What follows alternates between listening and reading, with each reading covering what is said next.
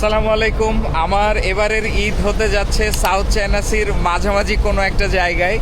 গতকালকে রাত্রে আমরা হঠাৎ করে সিঙ্গাপুর থেকে সেল করছি চায়নার উদ্দেশ্যে। আবারও সেই একই দূরত্ব, একই বন্দর, আমাদের সামনে আবারও 10 দিনের জার্নি, 5000 কিলোমিটার পথ।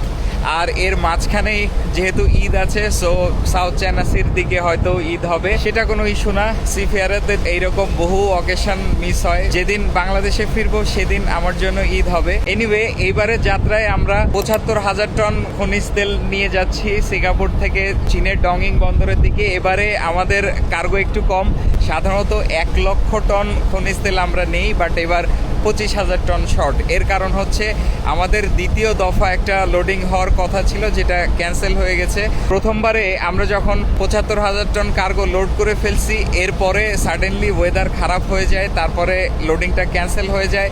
সেকেন্ড টাইম আমাদের আর লোডিং হয়নি। সো যেহেতু ডিলে হচ্ছিল, সেই জন্য আমরা যা আছে সেটা নিয়েই সিঙ্গাপুর থেকে রওনা হয়েছি।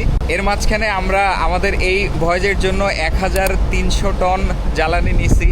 1300 টন মানে কিন্তু অনেক। আমি জ্বালানির হিসাবের আগেও আপনাদেরকে দিয়েছি, আমার আগের ভিডিও দেখতে পারেন। আজকের ওয়েদার একেবারে নর্মাল, সমুদ্র শান্ত, আর সামনের দিকে এখন পর্যন্ত আমাদের কোনো ওয়ার্নিং নাই। সো ওয়েদার ভালো হওয়ার কথা।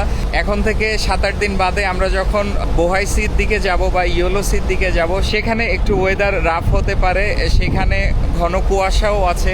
সেটা এখন অনেক দেরি, আস্তে আস্তে আমরা একটা একটা করে স্টেপ পার করি। আগে আমরা সাউথ চায়না সি পার করি, দেন বাকিটা দেখা যাবে ইনশাল্লাহ। ভালো থাকবেন, আল্লাহ হাফেজ, আসসালামু আলাইকুম।